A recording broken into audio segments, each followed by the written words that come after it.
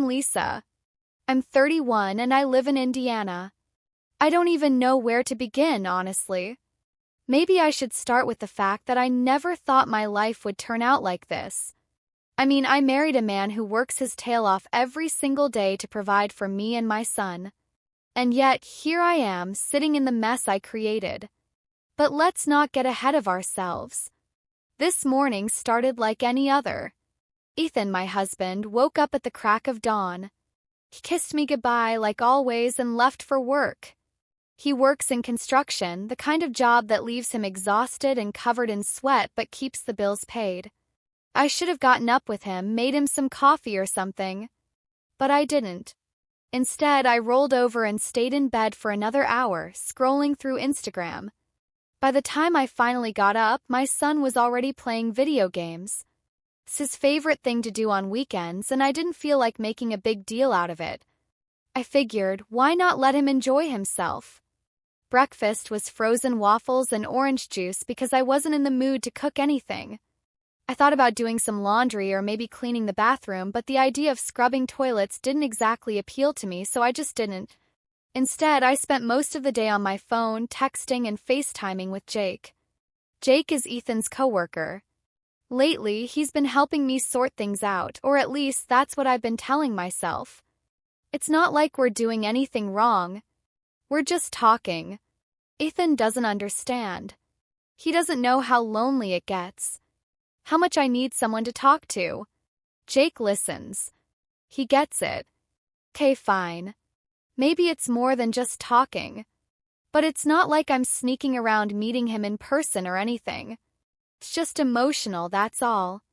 And that doesn't really count as cheating, does it? Besides, it's not like Ethan has been the perfect husband. He comes home, sits on the couch, cracks open a beer, and barely even talks to me. Is it really my fault I needed someone else to fill that void? I don't think so. So there I was, lying on the couch in my pajamas, FaceTiming Jake while my son was in his room with his headset on. I lost track of time. I assumed Ethan wouldn't be home until at least 8, so I thought I had plenty of time to relax before throwing something together for dinner. Maybe pasta or tacos. Nothing fancy, just enough so he wouldn't complain about it. But when I heard the front door open, my stomach dropped. He wasn't supposed to be home yet. Ethan walked in and I froze. I didn't even have time to hang up the call before he saw the screen. The look on his face, God, I'll never forget it. He just stood there, staring at me. And then he said, "Are you serious right now?" That's all he said, but the way he said it hit me like a punch to the gut. I scrambled to turn off the call, but it was too late. He saw everything. My lazy day, the pile of unfolded laundry sitting on the chair, the empty takeout containers from lunch. And then there was Jake's face on the screen, smiling like an idiot because he hadn't realized what was happening. Ethan lost it. "You've got to be kidding me," he yelled. "I'm out there busting my ass all day, and this is what you're doing? Talking to Jake?" Jake? He didn't even give me a chance to explain. Not that I really had a defense. What was I supposed to say? That I was lonely? That I didn't think it was a big deal? None of that would have mattered. But instead of storming out like I half expected him to, Ethan started listing off everything that had been bothering him. "You didn't clean the house. You didn't do the laundry. You didn't even bother making dinner. What exactly do you do all day, Lisa?" His voice was sharp. And I hated the way it made me feel, like I was some lazy, ungrateful wife who didn't appreciate everything he did for me. But I do appreciate him. I know he works hard. I know he's a good man. But that doesn't make me a bad person just because I didn't do laundry today. And it's not like I don't deserve someone to talk to, especially when Ethan barely even looks at me anymore. He acts like I should just be grateful for the roof over my head and keep my mouth shut. But I need more than that. I need connection. And if he's not going to give it to me, why shouldn't I find it somewhere else? Of course, I didn't say any of that out loud. Instead, I just sat there while he went on and on about how selfish and disrespectful I was. Called me selfish, and that one hurt because maybe he was right. Maybe I am a little selfish. But is that really such a crime?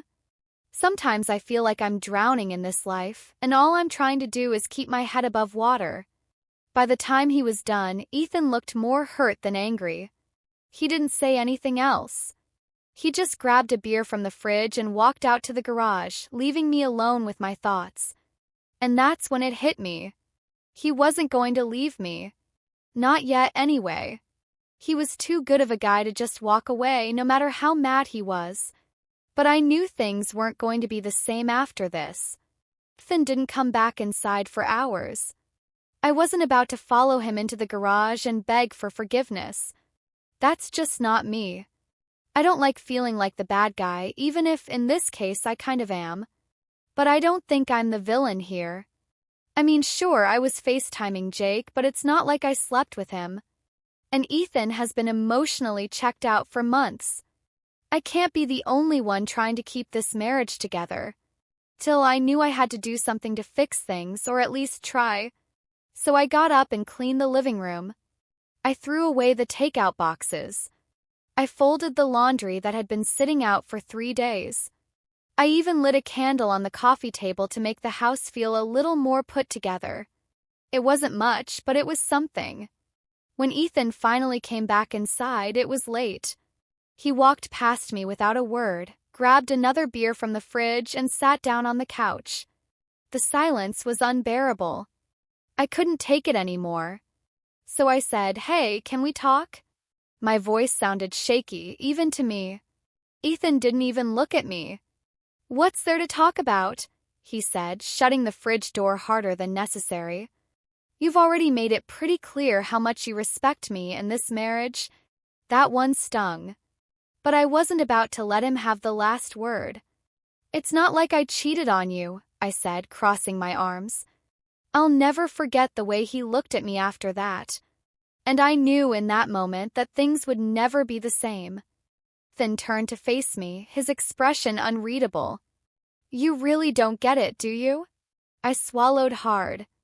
"What do you mean?" He let out a bitter laugh. "This isn't just about Jake or the stupid FaceTime call. This is about everything. About how you don't take anything seriously. Not this marriage, not this house, not me." I opened my mouth to argue, but nothing came out. Because deep down, I knew he wasn't wrong. I'd always been the kind of person who did what felt good in the moment without thinking about the consequences. That's just who I am. But hearing him say it like that, like it was some fatal flaw, made me feel small. "I'm trying, Ethan," I finally whispered. "I'm trying to be a good wife." He let out a dry chuckle. "Trying?" His voice was thick with disbelief. "You don't even know what that means." I flinched. He shook his head. "A good wife doesn't disrespect her husband like this. A good wife doesn't sit around all day while her kid eats frozen waffles and plays video games. You don't get to say you're trying when you've been doing the bare minimum for years." That hurt. But I refused to let it show. Instead, I crossed my arms and said, "Well, maybe if you actually paid attention to me, I wouldn't have to look for it somewhere else." The second the words left my mouth, I knew I'd crossed the line. Ethan's face went completely blank. For a moment, I thought he might actually walk out the door. Instead, he just looked at me and said, "You really don't see it, do you? You don't see how much damage you've done." Then he walked past me, up the stairs and into the bedroom, slamming the door behind him. I stood there for a long time, staring at the empty space where he'd been, feeling a mix of anger and shame. How did we get here? How did I become this person? And more importantly, how do I fix this? Or maybe the better question was, did I even want to? The next morning, Ethan didn't say a word to me.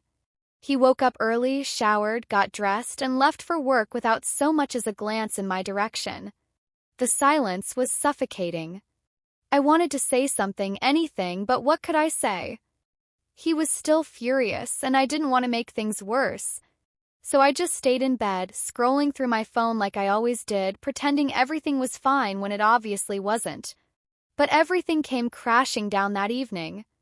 I heard the front door slam harder than usual and my stomach instantly dropped.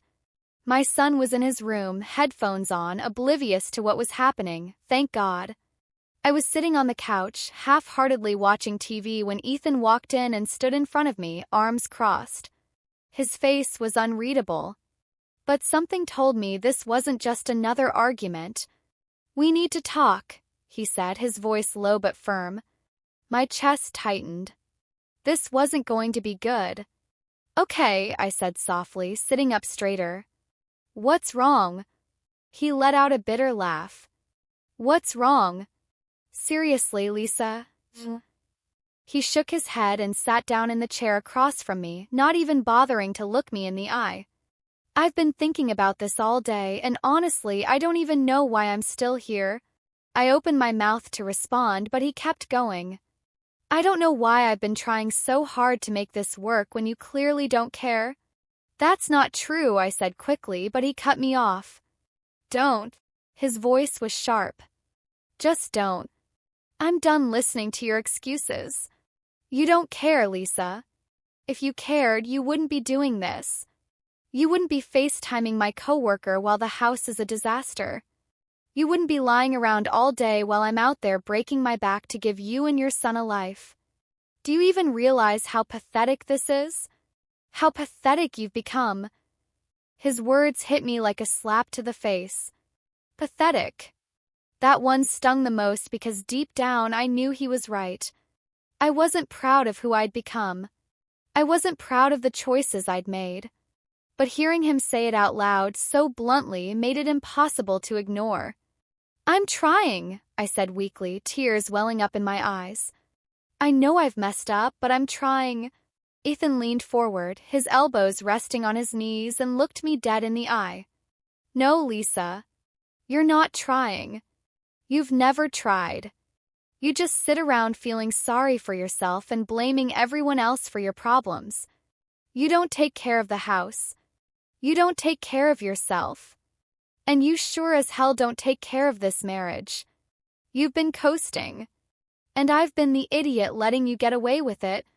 I started crying then, not just because of what he was saying, but because it was all true. I couldn't even argue with him. I wanted to say something to defend myself, but the words wouldn't come. All I could do was sit there, sobbing like a child. "And you know what's worse?" he continued, his voice quieter now, but no less sharp. "I married you because I thought I was saving you. I thought I was giving you and your son a better life. But look at what you've done with it. You've thrown it all away. You've ruined everything, Lisa. And I can't keep doing this." "What are you saying?" I asked, my voice barely audible through the tears. "I'm saying I want a divorce," he said, his tone flat. "I can't live like this anymore. I can't keep pretending like you're going to change when you clearly don't want to. You've made it clear that you don't respect me, this house, or this marriage. And I deserve better." The word divorce hit me like a ton of bricks. I felt like the air had been sucked out of the room. "You don't mean that," I said, shaking my head. "You're just mad. We can fix this. I can fix this." Finn stood up, towering over me. "Fix this?" he repeated, his voice dripping with disbelief. "You can't even fix yourself, Lisa. Look at you. Look at how you live. Do you have any idea how embarrassing it is to come home to this every day? To see the woman I married turn into this?" He gestured toward me, and I knew he wasn't just talking about the messy house.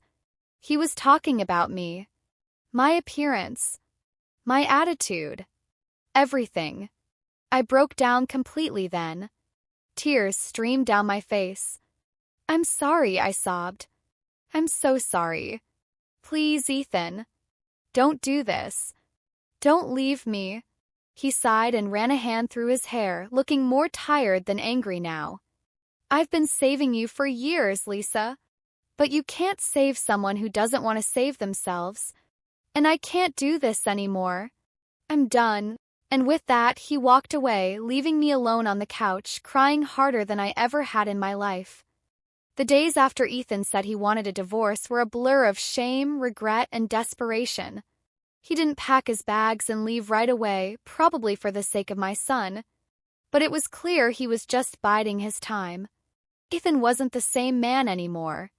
He barely spoke to me, didn't make eye contact, and only stayed in the same room if absolutely necessary. Every moment in the house was tense, like living with a stranger who couldn't stand the sight of me. At night, things were worse. I tried everything to bridge the gap between us. I started putting on makeup before bed, something I hadn't done in years. I bought new lingerie. I even cooked his favorite meals, hoping to remind him of the woman he married. But he wasn't having it. One night, after I knew he'd be in bed, I slipped into something lacy and sat down beside him, brushing my fingers against his arm. "Ethan," I said softly, my voice shaky. "Can we just try? Please." He didn't even turn to look at me. "Don't," he said coldly, pulling his arm away. I swallowed hard, trying to hold back tears. "Ethan, come on. We can fix this. I can fix this. Just give me a chance." He sat up then, looking at me with a mix of anger and exhaustion. "A chance? Lisa, I've given you 1,000,000 chances, and you've wasted every single one of them. Do you really think I'm that stupid? That I'd forget what you did just because you suddenly decided to play house for a week? I don't love you anymore. I don't even like you. You're not the woman I married." His words felt like daggers, but he wasn't finished. "You can't fix this, Lisa. You can't fix us because you broke something that can't be put back together. And you didn't just hurt me. You embarrassed me. Do you have any idea what it's like to walk into work and have everyone know my wife was FaceTiming my coworker behind my back? Jake won't even look at me now, and everyone else is whispering about it. You made me a joke." I had no response, 'cause I knew it was true. Word had gotten out at Ethan's job, and Jake had completely ghosted me. No more texts, no more calls. I had tried messaging him once, just to explain, but he never replied. I was officially alone. Ethan got up and left the room, leaving me sitting there in my ridiculous lingerie, feeling like a fool. That night, I cried myself to sleep, knowing I had lost him completely. He was done with me, and there was nothing I could do to change his mind. The following weeks were unbearable. My son started noticing the tension in the house, and I had no idea how to explain it to him. How do you tell your child that you ruined the only stable family he ever had? Ethan was still there, but he wasn't present. He barely acknowledged me and only spoke to my son when necessary. It was like I had become invisible in my own home. I had no one to turn to. My mom wasn't around. Ethan had been my whole world for so long that I didn't have many friends. So I called my dad. We weren't close. He was never the warm and affectionate type. But I was desperate. "Dad," I said, my voice trembling as I sat in my car outside the house. "I need your advice. Ethan wants a divorce, and I don't know what to do." There was a long pause on the other end. "Lisa," he finally said, his voice gruff. "What do you expect me to say?" "No. You messed up. You know that, right?" Tears welled up in my eyes. "I know, but I don't know how to fix it. He hates me." "Well, can you blame him?" His words cut deep. "You had a good man, Lisa. Or at least you did. From what you've told me, he did everything for you and you spit in his face. I don't know what to tell you. You dug this hole and now you have to live with it." I sat there in silence, his words hitting me like a ton of bricks. I had hoped for some kind of comfort, maybe a pep talk or at least some sympathy. But my dad had never been that kind of man. He wasn't going to sugarcoat the truth for me. "Look," he said after a moment, "you're still young enough to figure things out. But if you keep blaming everyone else for your problems, you're going to end up alone. And that's all I've got to say." The call ended, leaving me feeling more lost than ever. I thought about what my life would look like without Ethan, and it terrified me. 31, with a child to raise, I had no idea how I was going to start over. Ethan had saved me once, given me a home, a family, a future. And now I had destroyed it all. The truth was, I didn't even recognize myself anymore. I wasn't proud of the woman I had become. I had let myself go. I had let the house go. I had let my marriage go. And now I was losing everything because of it. But the worst part wasn't losing Ethan. It was realizing what this meant for my son. Ethan had been the only stable thing in his life. He had taken us in when I had nothing, when I was barely making ends meet as a single mom. He gave us a home, a future. And now, because of my mistakes, it was all over. I had ruined everything. The final blow came a few weeks later. I had been bracing for it ever since Ethan said the word divorce. I kept holding on to a sliver of hope that he might change his mind. That maybe he'd see I was trying to be better, even if it was too little, too late. But Ethan wasn't the kind of man to forgive something like this. And deep down, I knew it. One Friday evening, Ethan came home with a stack of papers in his hand. The moment I saw them, my stomach churned. He sat down at the kitchen table, his face unreadable, and gestured for me to sit across from him. I hesitated but did as he asked, feeling like a condemned woman sitting before a judge. "I've already filed," he said, sliding the papers toward me.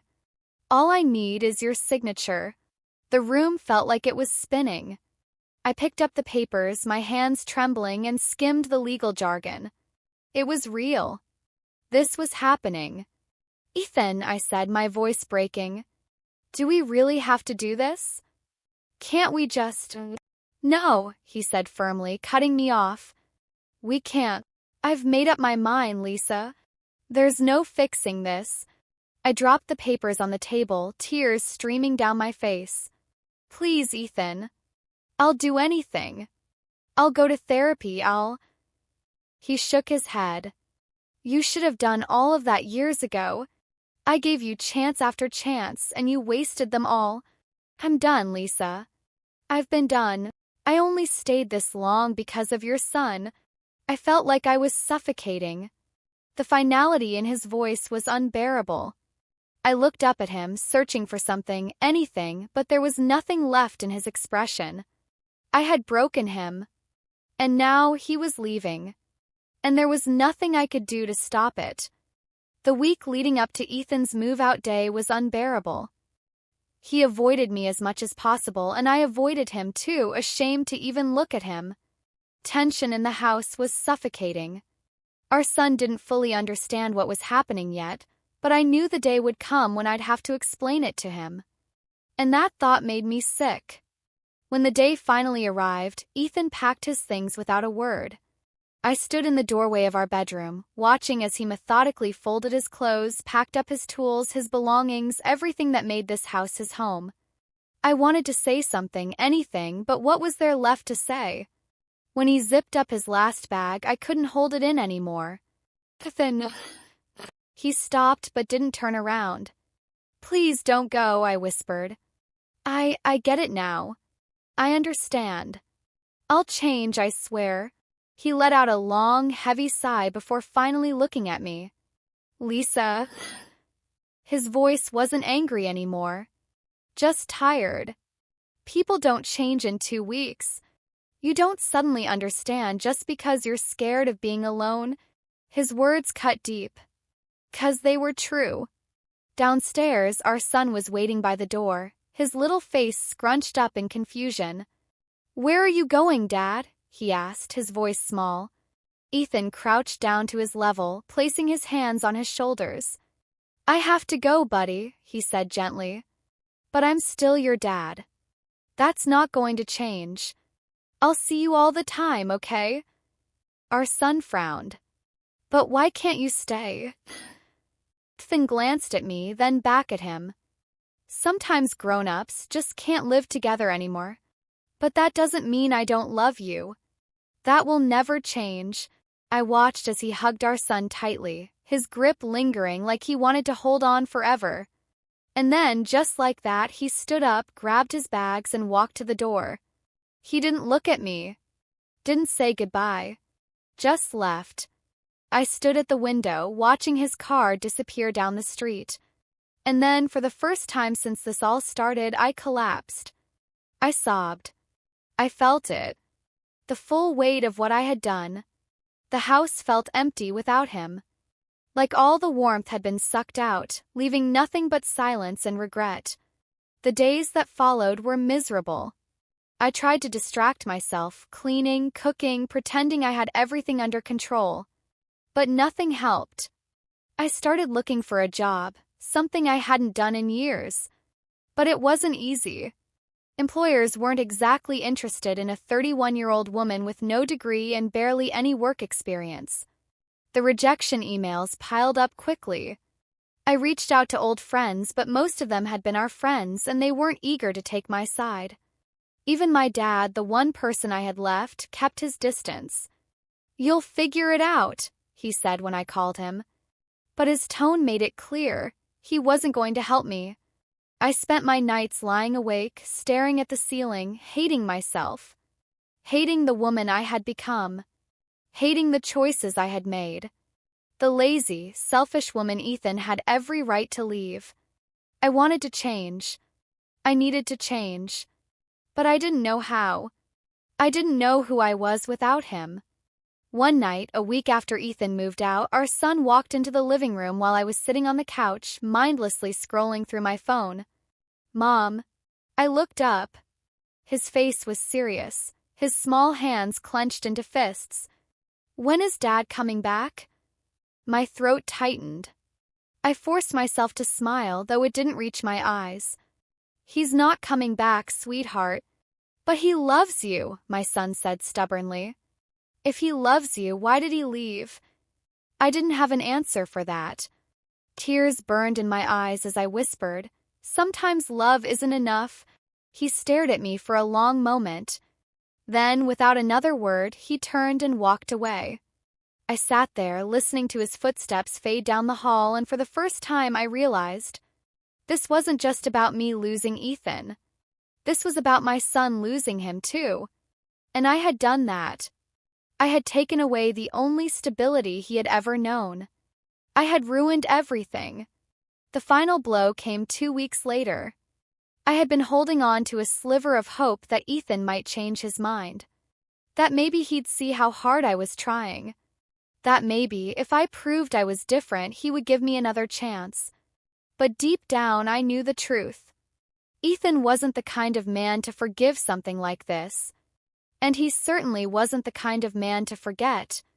One Friday evening, he came by to pick up our son for the weekend. But this time, he had something else in his hand, a stack of papers. The moment I saw them, my stomach churned. He sat down at the kitchen table, his face unreadable, and slid them toward me. "I've already filed," he said. "All I need is your signature." My hands shook as I picked up the papers, skimming over the legal jargon. It was real. This was happening. "Ethan," my voice broke. "Do we really have to do this?" He sighed, rubbing a hand over his face. "Yes, Lisa. We do." I bit my lip, my vision blurring with tears. "But we can fix this. I can fix this." He shook his head. "You should have done that years ago. I gave you chance after chance, and you wasted them all." I swallowed hard, desperate now. "What about our son?" I pleaded. "He loves you, Ethan. You're the only father he's ever had." Ethan's expression softened for a brief moment. "I'm not abandoning him," he said. "I'll always be in his life. But I can't stay in yours." I nodded slowly, my chest aching. "Where will you go?" I asked, though I wasn't sure I wanted to hear the answer. "I already found a place," he said. "I move in next week. I've arranged for a mediator to help with everything. The house, the finances, custody." His voice was final. There was no anger in it anymore. No resentment. Just certainty. And that's when I knew. It was over. For good. I wiped my tears and looked at him one last time, searching for something, anything that might give me hope. But all I saw was a stranger I had created. "I'm sorry," I whispered. "For everything." For a split second, his face softened. But only for a second. "I know," he said quietly. "But sometimes sorry isn't enough." And with that, he stood up and walked out the door, leaving me alone at the table with the divorce papers. I sat there for what felt like hours, staring at them, the weight of my choices crushing me. The week after Ethan moved out was excruciating.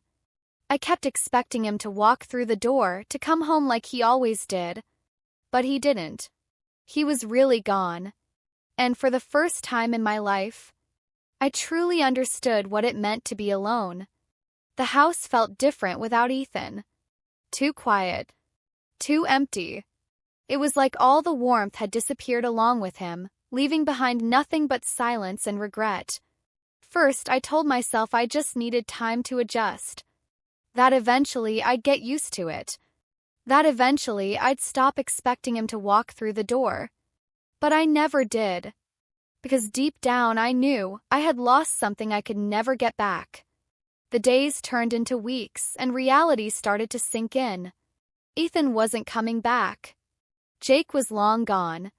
And I had no one to blame but myself. I had destroyed my own life, one selfish choice at a time. And now I had to live with it. I tried to focus on my son, tried to keep life as normal for him as possible. But he could tell something had changed.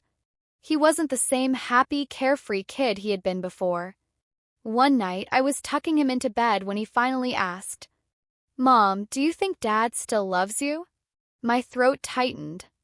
I forced a small smile, running my fingers through his hair. "Of course he does, sweetheart." But my son just frowned. "Then why isn't he here?" I had no answer for that. Because the truth was, Ethan didn't love me anymore. And I had no one to blame but myself. Without Ethan, money became tight. The house suddenly felt too big, too expensive. I started looking for a job more seriously, but every interview ended the same way. "Sorry, we're looking for someone with more experience." Or worse, "We'll keep your resume on file." It didn't take long for the bills to start piling up. For the first time in years, I had to worry about how I was going to afford rent, utilities, groceries. Ethan still helped financially for our son's sake, but I knew that wouldn't last forever. I needed to figure something out. And fast. One evening, as I sat at the kitchen table staring at a stack of overdue bills, my phone buzzed. It was a text from my dad. "Have you figured things out yet?" That was it. No encouragement. No offer to help. Just a blunt reminder that I was on my own. I wanted to ignore it. But instead, I typed out a response. "Not yet." He didn't reply.